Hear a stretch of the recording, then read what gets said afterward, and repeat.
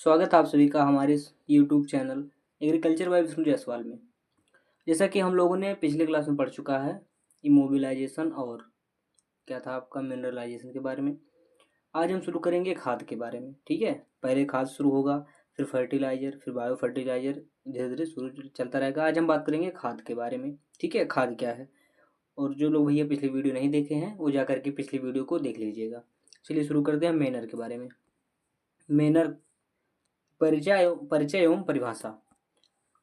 मूलतः मेनर शब्द का प्रयोग फसल उत्पादन हेतु खेत में डाली जाने वाली गोबर की खाद एवं अन्य बल्कि प्राकृतिक पदार्थ को संबोधित करने के लिए किया गया था। बाद में पोषक तत्वों से भरपूर जैसे कि आपका अमोनियम सल्फेट एवं सुपर फास्फेट जैसे रासायनिक पदार्थों का प्रयोग फसल उत्पादन में होने लगा और उसे खाद की संज्ञा दी गई। अब खाद जो है नॉर्मली हम खाद कहते हैं, चाहे वो आपका कोई भी हो, यूरिया हो, उसको भी खाद कहते हैं गाँव में, है ना, खाद कहते हैं।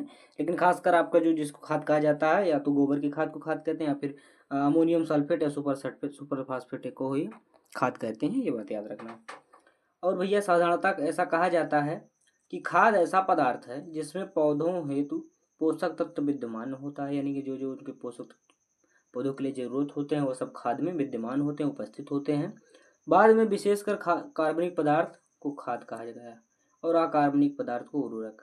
ना, कार्बनिक पदार्थ मतलब जो सॉइल में पाए जाते हों या क्या होता हो, जिनका जो है किसी जीव द्वारा उत्पादन होता है, उसको जो है हम लोग क्या कहें, उसको खाद कहेंगे। और जो किसी कंपनी अथवा एजेंसी के द्वारा बनाया जाता है उसको अकार्बनिक खाद के रूप में उर्वरक कहा गया। ठीक है, फर्टिलाइजर कहा गया। अकार्बनिक पदार्थ फर्टिलाइजर और कार्बनिक पदार्थ आपका क्या हो गया, खाद हो गया। ठीक है, और दिया है आपका परिभाषा के बारे में, कह रहा है कि पादप एवं जंतु वर्ज्य जिसका उपयोग, यानी कि पादप या जंतु द्वारा निकाला गया पदार्थ जिसका उपयोग फसल उत्पादन हेतु पोषक तत्वों के स्रोत के रूप में होता है, मेनर कहलाता है ना, खाद कहलाता है। खाद आप लोग जानते हैं, सिंपल सी बात है। खाद डालने से लाभ, ये सब आप लोग जानते हैं, लेकिन एक बार बता दें खाद डालने से क्या लाभ होता है। कह रहा है कि खाद सूक्ष्म पोषक तत्वों सहित अधिकांश पोषक तत्वों की आपूर्ति करता है। खेत में खाद डालने से मृदा के भौतिक गुण जैसे मृदा संरचना, जल धारण क्षमता इत्यादि अच्छे हो जाते हैं। यह पोषक तत्वों की उपलब्धता बढ़ाता है। डिकम्पोजिशन के दौरान निकला CO2 गैस CO2 उर्वरक का काम करता है। यह मृदा सूक्ष्म जीवाणुओं के लिए खाद्य पदार्थ का भी काम करता है, खाद्य पदार्थ खाने के लिए। यह कुछ हद तक परजीवी, निमेटोड एवं फंजाई को नियंत्रित करता है। मृदा पोषक तत्वों की हानि को रोकता है। यह मृदा में रासायनिक क्रिया के प्रतिरोधक क्षमता उत्पन्न करता है। ठीक है, ये खाद की क्या है, लाभ है, खाद डालने के लाभ है। अब बात करते हैं भैया टाइप ऑफ मेनर के बारे में, यानी कि खाद के प्रकार के बारे में। खाद के प्रकार के बारे में कह रहा है कि खाद में पोषक तत्वों के सांद्रता के आधार पर इसे 2 वर्गों में रखा गया है। खाद को उनकी जो है सांद्रता के अनुसार कितने वर्गों में रखा गया है, 2 वर्गों में रखा गया है। पहला दिया है आपका बल्की ऑर्गेनिक मेनर्स। बल्की का मतलब होगा भारी, भारी कार्बनिक खाद, भारी कार्बनिक खाद। भारी कार्बनिक खाद में क्या है भैया, कह रहा है कि ऐसे खादों में पोषक तत्वों का प्रतिशत कम होता है, इसमें जो है पोषक तत्व की मात्रा कम होती है, प्रतिशत मात्रा कम होती है, तथा इसे खेत में अधिक मात्रा में डालना होता है। जैसे आपका FOIM हो गया, यानी कि फार्म यार्ड मैन्योर हो गया, कंपोस्ट हो गया, ग्रीन मैन्योर यानी कि हरी खाद हो गई, महत्वपूर्ण एवं प्रचलित खाद बल्कि कार्बनिक खाद है। ठीक है, जो FOIM हो इससे पोषक तत्व की मात्रा कम होती है, और कंपोस्ट जो है उसमें भी पोषक तत्व की मात्रा कम होती है। ग्रीन मैन्योर भी जो है हरित खाद जो होती है उसमें भी पोषक तत्व की मात्रा कम होती है। इसलिए हम लोग क्या FOIM और कंपोस्ट को अधिक मात्रा में कुंटल में डालते हैं ना, FOIM और कंपोस्ट को कुंटल में खेत में प्रयोग करते हैं। लेकिन जो अभी ग्रीन मैन्योर है ये तो खेत में ही तैयार की जाती है, इससे कोई, है ना, तो इसमें जो है पोषक तत्व की मात्रा कम होती है, बल्कि ऑर्गेनिक मैनर्स के अंतर्गत आते हैं। अब बात करते हैं बल्कि ऑर्गेनिक मैनर में FOIM के बारे में। किसके बारे में, गोबर की खाद के बारे में, गोबर की खाद के बारे में। कह रहा भैया फार्म पर उपलब्ध मवेशियों का मलमूत्र, चारे के बचे खुचे हिस्से का सड़ा हुआ मिश्रित रूप FOIM है, फार्म यार्ड मैन्योर है ना। फार्म यार्ड मैन्योर में पोषक तत्वों की मात्रा, पिछले अभी AGTA जो हुआ था 2759 उसमें पूछा था कि फार्म यार्ड मैन्योर में जो है आपके पोषक तत्व की मात्रा कितनी होती है, तो गोबर में जो है आपकी 0.5% नाइट्रोजन, 0.2% नाइट्रोजन, और P2O5 कितना परसेंट होता है? 0.5%। इसको याद कर लेना, अठन्नी चवन्नी अठन्नी से। अठन्नी में 50 पैसा, चवन्नी में 20 पैसा, 25 पैसा है ना, 20 भी कहीं होता है, 25 भी होता है, इसमें खाद के अनुसार उसे होता 25 है। अठन्नी चवन्नी अठन्नी याद रख लेना, इसको भी भूलेगा नहीं, ये क्वेश्चन पूछा जाता है। यानी कि 5 25 5 50 25 50, 10 लगा देना, आगे हो जाएगा। और मवेशियों के मूत्र में कितना होता है? 1% नाइट्रोजन होता है, 1.35% आपका क्या होता है? पोटेशियम होता है। ठीक है, मवेशियों के मूत्र में 1% नाइट्रोजन और 1.35% आपके पोटेशियम होता है। मूत्र में उपस्थित नाइट्रोजन यूरिया के रूप में होता है, जिसका क्षय वोलेटिलाइजेशन से होता है। ठीक है, क्वेश्चन पूछा, कल की क्लास हम लोग में वोलेटिलाइजेशन बता चुके हैं, क्या है वोलेटिलाइजेशन। और जो मूत्र में उपस्थित नाइट्रोजन होता है वो यूरिया के रूप में होता है ना। अब बात करते हैं गड्ढे का आकार, यदि हमको तैयार करना है। CN आचार्य ने बताया था, इनके अनुसार जो है FOIM के लिए गड्ढे का आकार कितना रखते हैं। CN आचार्य 1955 में दिया था। 7.5 मीटर लंबा जो है गड्ढा होता है, 1.5 से आप कह सकते हैं कि लगभग 1.8 मीटर चौड़ा, और 0.9 से 1 मीटर गहरा गड्ढा खनते हैं। कितना? 7.5 मीटर लंबा और 1.5 से 2 मीटर चौड़ा और आधे से 1 मीटर जो है गहरा गड्ढा खनते हैं। इसके बाद क्या होता है, गड्ढे में क्या करते हैं हम, मलमूत्र से सने घास पुआल को तब तक भरते जाते हैं जब तक ढेर की ऊंचाई सतह से 45 से 60 मीटर तक नहीं हो जाती। यानी सतह जो है सतह से 45 से 60 मीटर ऊपर हो जाए, तब जो है हम लोग उसके बाद गोबर मिट्टी से पोत देना चाहिए। मतलब ये सब मतलब जो है आपके सड़े हुए मलमूत्र घास पुआल ये सब को जब भर देते हैं 45 से 60 सेंटीमीटर ऊपर तक, तब क्या करते हैं, उसके बाद ऊपर से मिट्टी की परत लगा देते हैं, उसकी लिपाई कर देते हैं। ठीक है, ये कि कौन सी विधि है? गड्ढे में बनाई है, CN आचार्य के द्वारा दी गई है। और खाद 4 से 5 महीने बाद प्रयुक्त करने लायक हो जाती है। यानी कि 4 से 5 महीने बाद जब खाद पूरी तरह से डिकम्पोज हो जाता है तो हम उसको खेत में प्रयोग कर सकते हैं। यानी कि उसमें जो जीवाणु होते हैं, जो खाद में जो आपके फंगस वगैरह होते हैं वो सब नष्ट हो जाते हैं, तब जो है हम उपयोग कर लेते हैं। आगे दिया है प्रिजर्वेटिव्स जैसे आपका जिप्सम हो गया, कायनाइट हो गया, सुपर फास्फेट का प्रयोग करते हैं। जिप्सम क्या करता है, मूत्र को सोख कर नाइट्रोजन क्षय को रोकता है, कैल्शियम और सल्फर की मात्रा भी प्रदान करता है ना। उसके ऊपर जो लिपाई करें, क्या करें, लिपाई करने के बाद जो है जिप्सम को डाल दें, जिससे क्या होता है, वो नाइट्रोजन को सोख लेगा और नाइट्रोजन का क्षय होने से बचाएगा और कैल्शियम और सल्फर की मात्रा भी प्रदान करेगा। सड़ाने के क्रम में जीवाणु सक्रियता के लिए शुरू में 60 से 70% हम लोग नमी रखते हैं, तथा तैयार खाद में 30 से 40% नमी आवश्यक होता है ना। जीवाणु जो इस समय जो है जीवाणु ज़्यादा सक्रिय रहते हैं। 60 से 70% नमी होगा कब? जब जो है आप शुरू में गड्ढे में डालते हैं तब, और जब खाद तैयार हो जाएगी तब उसमें कितने परसेंट नमी होनी चाहिए? 30 से 40% नमी आवश्यक होती है। ढेर के अंदर का तापमान 50 से 60 अंश होना चाहिए। ठीक है, जो आप गड्ढे में खाद को भरे हैं पुआल उवाल, उसका अंदर का तापमान कितना होना चाहिए? उसके अंदर का तापमान 50 से 60 अंश सेल्सियस होना चाहिए। और जीवाणु सक्रियता के लिए 60 से 70 अंश गड्ढे में, और बाहर जब खाद में उपयोग करें खेत में तो 30 से 40% नमी की आवश्यकता होनी चाहिए। ठीक है, बात करते हैं प्रयोग की दर एवं विधि के बारे में। प्रयोग की दर एवं विधि किस तरह से प्रयोग करते हैं? करें कि पूर्ण रूप से सड़ा हुआ FOIM पर का प्रयोग खेत में बुआई से कम 15 दिन पहले करना चाहिए। क्यों? क्योंकि नाइट्रोजन के मोबिलाइजेशन से बचने के लिए, है ना। और क्या करना चाहिए, 1 हेक्टेयर में 10 से 20 टन प्रति हेक्टेयर जो है हम लोग प्रयोग करते हैं किसका खाद का FOIM का। और सब्जियों एवं चारा हेतु हम लोग कितना प्रयोग करते हैं, तो 20 टन से अधिक जो है प्रयोग करते हैं प्रति हेक्टेयर FOIM का। प्रथम फसल में को लगभग 30% नाइट्रोजन, 60 से 70% फास्फोरस और 70% जो है आपके पोटास मिलता है। 1 टन गोबर की खाद से सिर्फ 2.95 किलोग्राम नाइट्रोजन 1 टन से, और 1.59 किलोग्राम आपके पोटास फास्फोरस और 2.95 किलोग्राम आपके पोटास की आपूर्ति होती है। देखो सब्जियों में कितना आवश्यकता होता है, 20 टन से अधिक आवश्यकता होता है। सब्जियों में 20 टन से अधिक आवश्यकता होती है प्रति हेक्टेयर FOIM की। प्रथम फसल को 30% नाइट्रोजन मिलता है, 60 से 70% फास्फोरस मिलता है, 70% आपके पोटास मिलता है ना। और 1 टन गोबर की खाद से हमको कितना नाइट्रोजन मिलता है, तो 2.95 किलोग्राम, क्योंकि इसमें पोषक तत्व की मात्रा कम होती है, तो इसीलिए 2.95 यानी कि लगभग 3 किलो आपको क्या मिलता है, नाइट्रोजन मिलता है। 1.5 किलोग्राम आपको फास्फोरस मिलता है और 2.95 किलोग्राम आपका क्या मिलता है, आपका पोटास मिलता है। ठीक है, क्वेश्चन ऐसे पूछा जाता है, याद रखना। आगे बढ़ते हैं भैया, कह रहा है कि हॉट एंड कोल्ड मैनर, गर्म और ठंड खाद। ठंडे देशों में अश्व एवं भेड़ के मलमूत्र से प्राप्त खाद क्या है, हॉट मिनरल है। ठीक है, ठंडे देशों में उल्टा होता है, हॉट मिनरल ठंडे देशों से प्राप्त होता है, जबकि कोल्ड मिनरल अभी गर्म देशों से प्राप्त होता है। जबकि सुअर और गाय की खाद क्या है, कोल्ड मैनर है।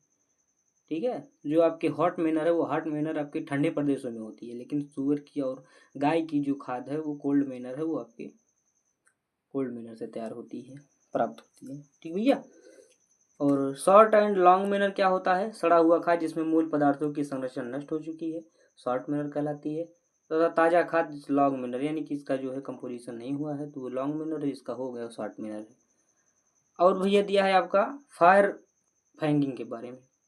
फायर फैंगिंग क्या होता है, कह रहा है कि नम खाद के सतह पर फंजाई के तीव्र वृद्धि होने से वह राख की तरह धूसर हो जाता है, तो इसको हम फायर फैंगिंग कहते हैं, याद रखना। ठीक है, अब बात करते हैं बल्कि ऑर्गेनिक मैटर में दूसरा एफओएम तो हो गया, अब दूसरा आपका क्या है, कंपोस्ट है। ठीक है, एफओएम में कितना पाया जाता है, 98 54 98, याद रखना। कब कंपोस्ट की बात करते हैं भैया, कंपोस्ट में क्या कह रहा है कि गोबर के अलावा जंतु वर्ज्य पदार्थों एवं वनस्पति अवशेषों या अन्य बेकार चीजों को खाद के गड्ढे में रखकर सड़ाने गलाने की प्रक्रिया कंपोस्टिंग कहलाती है। गोबर नहीं होता इसमें, कंपोस्ट को मतलब क्या होता है, वनस्पति अवशेष या अन्य बेकार चीजों को खाद के रूप में गड्ढे में रखकर सड़ाना ही आपका कंपोस्टिंग कहलाता है। इसमें जो है विधि होती है इंडोर विधि, जिसको आप इंडोर विधि जो है सड़ाने गलाने की पूरी क्रिया वायवीय जीवाणुओं द्वारा पूरी होती है ना, एरोबिक कंडीशन में होती है। लेकिन आपकी जो बंगलौर विधि है, बंगलौर विधि में अवायवीय कंडीशन में और वायवीय दोनों कंडीशन में होती है ना। इंदौर विधि केवल आपकी वायवीय कंडीशन में होती है, लेकिन जो बंगलौर विधि है वो अवायवीय वायवीय दोनों कंडीशन में होती है, याद रखना। और सुपर कंपोस्ट की बात करते हैं, कंपोस्ट तैयार करते समय सुपर फास्फेट का प्रयोग करने पर बने कंपोस्ट को सुपर कंपोस्ट कहते हैं। एजो कंपोस्ट जब नाइट्रोजन फिक्सिंग बैक्टीरिया का प्रयोग कर कंपोस्ट निर्माण किया जाता है तो एजो कंपोस्ट कहलाता है। एजो मतलब क्या है, एजो इस पहले में सब नाइट्रोजन फिक्सेशन बैक्टीरिया है, तो इनका प्रयोग कर जब कंपोस्ट तैयार किया जाता है एजो कंपोस्ट कहलाता है ना। इसमें एजो कंपोस्ट में आपके 1.5% नाइट्रोजन होते हैं। सभी कार्बनिक खादों में नाइट्रोजन का सबसे सस्ता स्रोत कौन है, एजो कंपोस्ट है। कंपोस्ट के गड्ढे को भरते समय प्रति टन कच्चे पदार्थ के लिए 10 से 15 किलोग्राम फास्फेट, सुपर फास्फेट या रॉक फास्फेट का प्रयोग करते हैं, जिससे अम्लीय बनाता है ये, है ना। कंपोस्ट के गड्ढे को भरते समय प्रति टन कच्चे पदार्थ के लिए हम लोग 10 से 15 किलोग्राम सुपर फास्फेट और रॉक फास्फेट का प्रयोग करते हैं, ये बात याद रखना। ठीक है भैया। अब दिया है कंपोस्ट के प्रकार, उसमें नाइट्रोजन की प्रतिशत मात्रा, फास्फोरस की प्रतिशत मात्रा और पोटास की प्रतिशत मात्रा। जैसे आपका फार्म कंपोस्ट हो गया है ना, फार्म कंपोस्ट में कितना होता है, तो 0.5% नाइट्रोजन होता है, 0.15% आपके फास्फोरस होता है और 0.5% आपके पोटास होता है। टाउन कंपोस्ट, शहरी कंपोस्ट में क्या होता है, शहरी जो कंपोस्ट होता है उसमें 1.4% आपकी नाइट्रोजन होती है, 1% आपकी क्या होती है, फास्फोरस होती है और 1.4% ही आपका पोटास होता है। बंगलौर विधि द्वारा तैयार फार्म कंपोस्ट में 0.8 से 1.24% आपकी नाइट्रोजन होता है, 0.40 से 0.59 आपका फास्फोरस होता है और 2.2 से 3.5 तक आपका पोटास होता है, ये बात याद रखना। ठीक है, फार्म कंपोस्ट में कितना, 5 15 50 50, ठीक है, 1.5 1 1 1, जैसे याद रखना, 50 15 50 1.5 1 1 टाउन कंपोस्ट में। इसके बाद बंगलौर में आपके 80 से 124, 1.24, फिर 0.40 से 0.59 या पर 59 भी कर सकते हैं, और 2.0 से 3.3 तक पाया जाता है, याद रख। कुछ ऐसे पूछा नहीं जाता है, बहरहाल आपको बता दे रहे हैं कैसे याद करना। 98, ठीक है, 50 15 50, 1.5 1 1.5, ठीक है, ये नहीं पूछा जाता बंगलौर विधि में। अब दिया है रात्रि मृदा, नाइट सॉइल क्या है, नाइट सॉइल भाई समझ लो क्या है, रात्रि मृदा। जिसको आप सीवेज या सलज भी कहते हैं। ठीक है, ये बात याद रखना। नाइट सॉइल क्या है कि ठोस एवं द्रवित मानव वर्ज्य पदार्थ है। नाइट सॉइल जो हम लोग बाहर निकालते हैं उसी को हम लोग क्या कहते हैं, नाइट सॉइल कहते हैं। इसमें जो है 5.5% नाइट्रोजन, 4.4% जो है आपकी फास्फोरस, और 2% जो है आपकी पोटास होता है। 5.5, 4 और 2। ठीक है, 5, 4, 2, 5, 4, 2 ऐसे याद रखना, लेकिन आगे वाला याद रखना 5.5।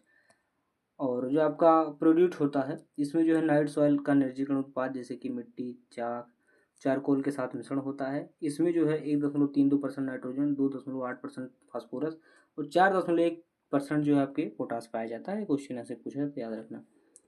ज़्यादातर पूछा जाता है नाइट सॉइल में आपकी एनपीके की मात्रा तो जो है आपके 5, 4, 2, 5, 4, 2 याद रखना। एनपीके में सॉरी नाइट सॉइल में एनपीके की मात्रा।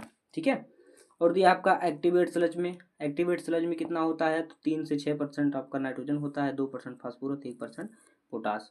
सीप एंड गोट मैन्योर में यानी कि भेड़ और बकरी की खाद में कितना होता है नाइट्रोजन एनपीके तो 3% आपका नाइट्रोजन होता है, 1% फास्फोरस होता है और 2% जो है आपका पोटास होता है। 312 सीप एंड गोट में 312, 3, 1, 2 याद रख लेना।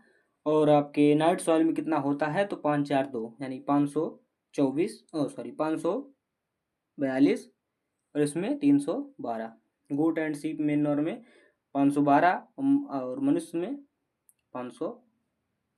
सीप एंड गोट मेन्योर में 312 और मनुष्य में आपके क्या कितना होता है 542। मनुष्य में 542, सीप और गोट में 312। ठीक है, कंफर्म। अब पोल्ट्री में दिया है तो पोल्ट्री में याद रख लेना 3.3 से 3% नाइट्रोजन, 2.63% आपका फास्फोरस और 1.4% पोटास पाया जाता है। यहाँ से क्वेश्चन पूछा जाता है, याद रखना।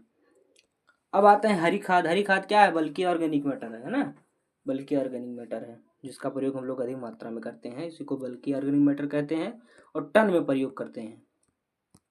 ठीक है, अब बात करते हैं हरी खाद के बारे में, ग्रीन मैन्योर के बारे में। कह रहा है कि हरी भारी तथा अविघटित पादप पदार्थों का प्रयोग जब खाद के रूप में होता है तब हम उसे हरी खाद कहते हैं, हरी भरी या अविघटित पादप पदार्थ। ठीक है, ग्रीन मैन्योरिंग में कह रहा है कि हरी खाद वाले पौधों को खेत में उगाकर उसी खेत में हरी अवस्था में मिला देना ग्रीन मैन्योरिंग है। और ग्रीन लीफ मैन्योरिंग क्या है, इधर उधर से लाई गई पत्तियां डंठलों के खेत में जोत देना, जैसे कि नीम, महुआ, ग्लाइसीडिया, करौंजी, सिसबैनिया, बबूल, ये सब जो है बाहर से लाए जाने के बाद जो है जब खेत में डालकर जुताई कर दी जाती है तो उसको हम ग्रीन लीफ मैन्योरिंग कहते हैं। लेकिन ग्रीन मैन्योरिंग में हरित खाद वहीं खेत पर तैयार कर, जैसे ढैंचा आपका क्या हुआ सेसबेनिया और रोस्ट्राटा, ढैंचा के खेत को हम लोग जो है तैयार करते हैं, इसके बाद जुताई कर देते हैं, वो खेत में हो गया। लेकिन कहीं जब बाहर से लाते हैं तो उसको ग्रीन लीफ मैन्योरिंग कहते हैं।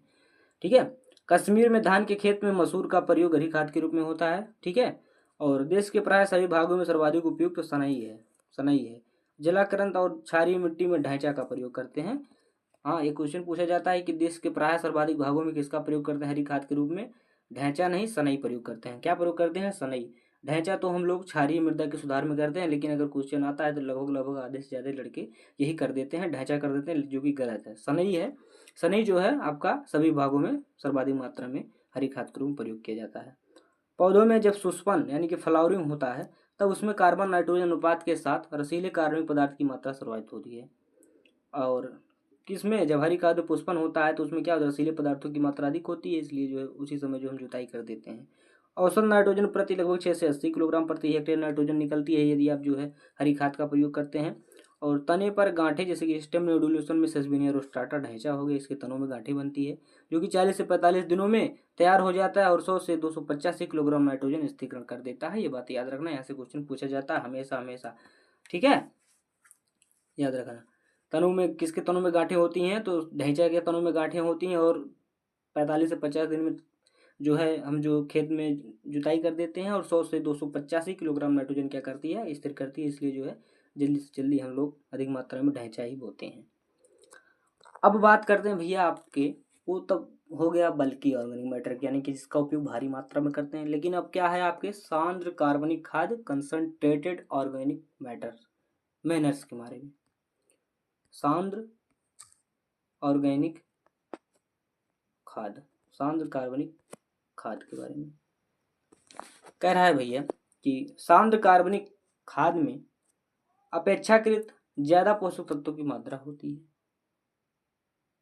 ज़्यादा पोषक तत्व की मात्रा होती है जो आपके बल्कि ऑर्गेनिक मैटर से मैटर थे उनकी अपेक्षा इसमें जो है अधिक पोषक तत्व होते हैं। जैसे आपका दिया बर्ड गुणों, पक्षियों का मलमूत्र में कितना होता है 7 से 8% नाइट्रोजन होता है, 11 से 14% फास्फोरस होता है, 2 से 3% पोटास होता है।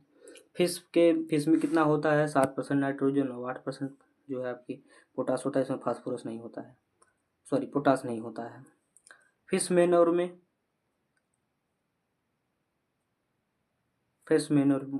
ठीक है, फिश मैन्योर में होता है 4 से 10% आपका नाइट्रोजन, 3 से 9% फास्फोरस, 0.3 से 1.5% आपके पोटास होता है। देखो फिश गुआनो फिश की हड्डी हो गई, लेकिन आपका जो फिश मैन्योर है ये फिश की खाद है, सड़ने के बाद जो बनती है, याद रखना। रॉ बोन मील में कितना होता है 3 से 4% नाइट्रोजन, 20 से 25% फास्फोरस। स्टीम्ड बोन मील में आपका 1 कुछ ना से पूछा गया था, स्टीम्ड बोन मील में 1 से 2% नाइट्रोजन, 25 से 30% क्या होता है 25 से 30% आपका फास्फोरस होता है। ब्लड मील में कितना होता है 13 से 20% नाइट्रोजन होता है, लोहा की मात्रा अधिक होती है, फूल पत्तियों फुलवारियों में प्रयोग किया जाता है ब्लड मील। अब बात करते हैं मीट मील के बारे में। मीट मील में कितना होता है 8 से 9% नाइट्रोजन होता है और 7% फास्फोरस होता है। कैल्शियम बोन में 37% P2O5 यानी फास्फोरस। ऑयल के इसमें कितना होता है प्रोटीन 50% होता है, नाइट्रोजन 9% होता है। एडिबल अथवा नॉन एडिबल नीम के नाइट्रोफिकेशन इनहिबिटर्स के रूप में कार्य करता है। क्वेश्चन यहाँ से पूछा जाता है, याद रखना। ठीक है, आगे बात करते हैं भैया पोषक तत्व तालिका या न्यूट्रिएंट कंटेंट टेबल, जिसमें आपका दिया है सामग्री। पहली बात नाइट्रोजन, फास्फोरस, पोटास। क्या है नॉन ईडेबल केक यानी कि बिना खाए जाने वाली खली, जिसको हम खा नहीं सकते हैं, जिसमें आपका क्या है कैस्टर की अरंडी की खली खा सकते हैं नहीं। इसमें नाइट्रोजन कितना होता है 5.5 से 5.8%। फास्फोरस कितना होता है 1.8 से 2 भी कर सकते हैं, 1.8 से 1.9%। पोटास कितना होता है 1 से 1%।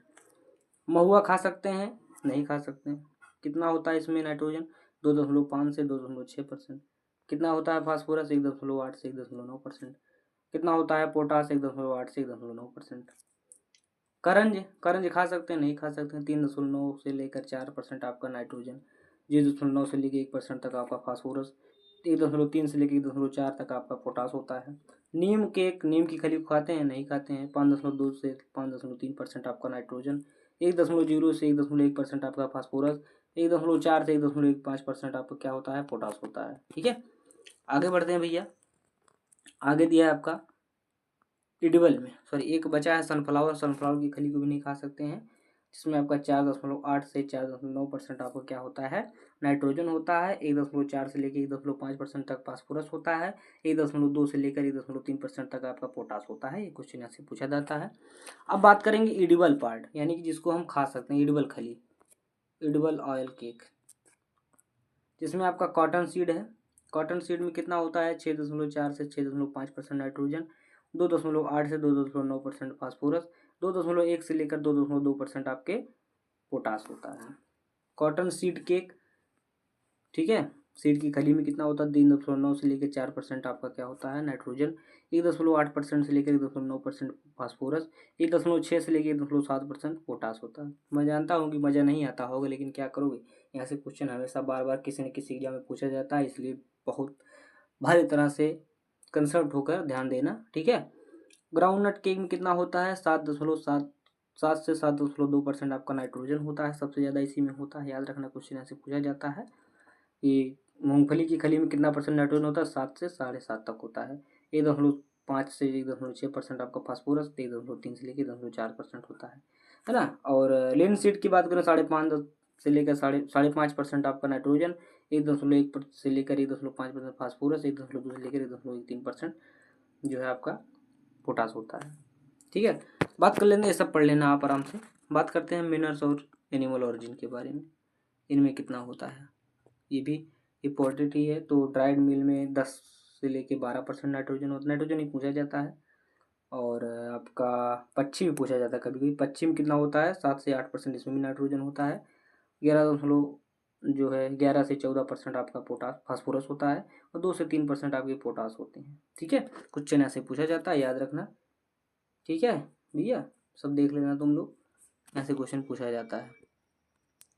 आगे बात करते हैं भैया, आगे क्या दिया है आपका, कहाँ गया यार।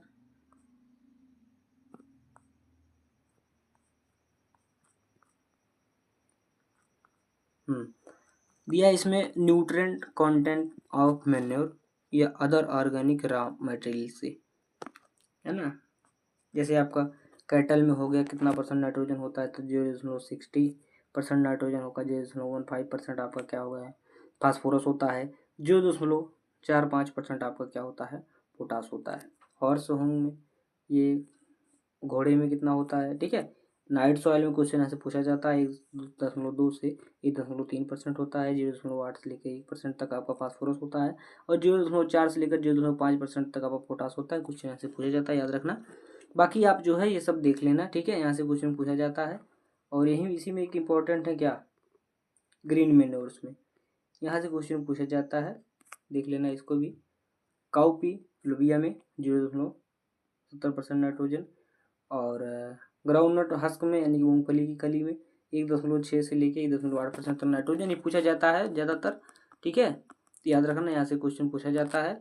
और कॉटन की बात करें तो कॉटन का आपका लगभग 0.44% आपका नाइट्रोजन होता है, 0.10% आपका फास्फोरस होता है, 0.66% आपका पोटास होता है। तो ये रही आपकी जो है कितनी दिया सबकी थी, सब प्लांट के बारे में थी, जिस प्लांट में कितना कितना नाइट्रोजन पाया जाता है, फास्फोरस पाया जाता है, पोटास पाया जाता है। ये सब जो है कंप्लीट हो गई आपकी। और जो इम्पोर्टेंट है वो हमने टिक लगवा दिया, और जो आप लोग देख लेना, पढ़ लेना। ठीक है, क्वेश्चन यहाँ से पूछा जाता है। और जो लोग भैया पिछली वीडियो नहीं देखे हैं वो जा करके पिछली वीडियो को देख लीजिएगा।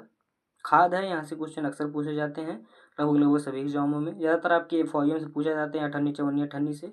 और ढैंचा जो प्रयुक्त किया जाता है उसमें कितना होता है, 45 से 50 दिन में तैयार हो जाता है। और 100 से 120 किलोग्राम नाइट्रोजन, 100 से 225 किलोग्राम नाइट्रोजन आपका 1 हेक्टेयर से प्राप्त होता है। इसके तने में नोड्यूल्स होती है जिसके द्वारा नाइट्रोजन मिलता है ना। तो ये रहा आपका मिनरल्स के बारे में। और जो लोग भैया पिछली वीडियो नहीं देखे हैं वो जा करके देख लीजिएगा। मिलते हैं नेक्स्ट वीडियो में फर्टिलाइजर के साथ, तब तक के लिए आप सभी को धन्यवाद।